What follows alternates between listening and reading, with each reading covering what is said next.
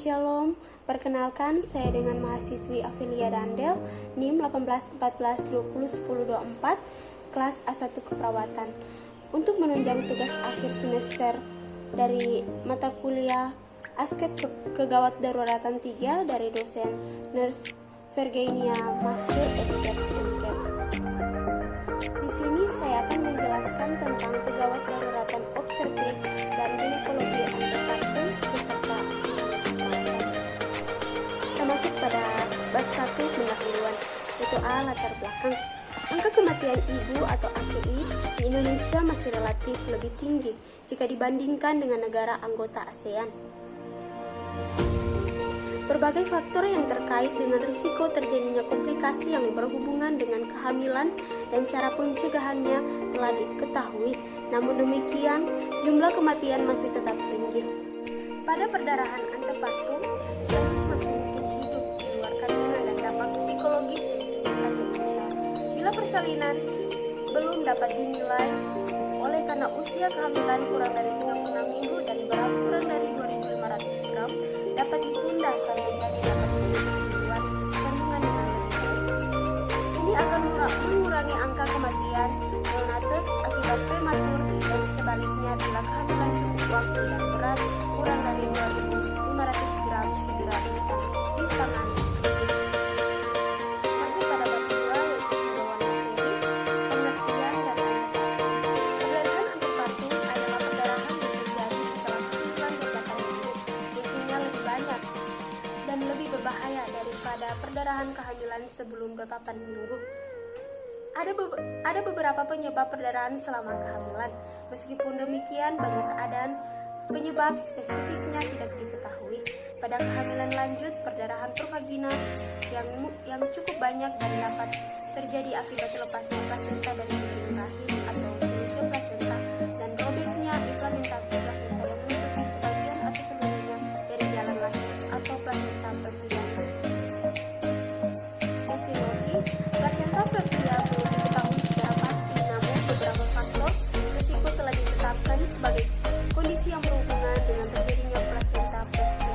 Faktor risiko tersebut meliputi hamil usia tua, multiparitas, kehamilan ganda, merokok selama masa kehamilan, janin laki-laki, riwayat aborsi, riwayat operasi pada uterus, riwayat plasenta previa pada kehamilan sebelumnya. Klasifikasi perdarahan antepartum. Plasenta previa. Pengertian plasenta previa. Plasenta previa adalah plasenta yang berimplementasi pada segmen bawah rahim sedemikian rupa sehingga menutupi seluruh atau sebagian dari ostium uterium sehingga plasenta berada di depan jalan lahir. B. Klasifikasi plasenta previa. Klasifikasi plasenta previa adalah sebagai berikut. Yang pertama ada plasenta previa totalis, yaitu plasenta previa totalis atau komplit adalah plasenta yang menutupi seluruh ostium uterium internum. Lalu kedua plasenta previa partialis, yaitu plasenta previa partialis adalah plasenta yang menutupi sebagian ostium uterium internum. Manifestasi klinis. Setiap wanita dengan perdarahan vaginam setelah usia kehamilan lebih dari 20 minggu harus dicurigai sebagai plasenta previa. Selain itu dapat ditemukan perdarahan tanpa hasil nyeri, posisi abnormal, dan presentasi sebagai ibu. Patofisiologi. Penyebab plasenta melekat pada segmen bawah rahim belum diketahui secara pasti. Ada teori menyebutkan bahwa vaskularisasi desidual yang tidak memadahi yang mungkin diakibatkan oleh proses radang atau atrofi dapat menyebabkan plasenta berimplementasi pada segmen bawah rahim. F. Penata laksanaan. Prinsip dasar yang harus segera dilakukan pada semua kasus perdarahan antepartum adalah menilai kondisi ibu dan janin, melakukan resusitasi secara tepat apabila diperlukan. Apabila terdapat fetal-distress dan bayi sudah cukup prematur untuk dilahirkan, maka perlu dipertimbangkan untuk terminasi kehamilan dan memberikan imunoglobulin anti D pada semua ibu dengan resus negatif. Selanjutnya kita masuk pada asuhan keperawatan dan diagnosa keperawatan yang diambil, yaitu pertama, nyeri akut berhubungan dengan pencederaan fisik ditandai dengan tampak klinis. Kedua, ansietas berhubungan dengan kekhawatiran mengalami kegagalan ditandai tampak gelisah. Yang ketiga, resiko perdarahan ditandai dengan komplikasi kehamilan. Masuk pada intervensi yang pertama, diagnosa, yaitu nyeri akut berhubungan dengan adanya pencederaan fisik ditandai dengan tampak klinis. Intervensi utama yaitu manajemen nyeri. Tindakan observasi. Yang pertama, identifikasi lokasi, karakteristik, durasi, frekuensi, kualitas, intensitas nyeri. Kedua, identifikasi skala nyeri, identifikasi respon nyeri dan nonverbal, identifikasi faktor yang berat dan bentuknya nyeri, identifikasi pengetahuan yang dihubungkan dengan nyeri. Lalu masuk pada terapeutik, berikan teknik non farmakologis untuk mengurangi rasa nyeri.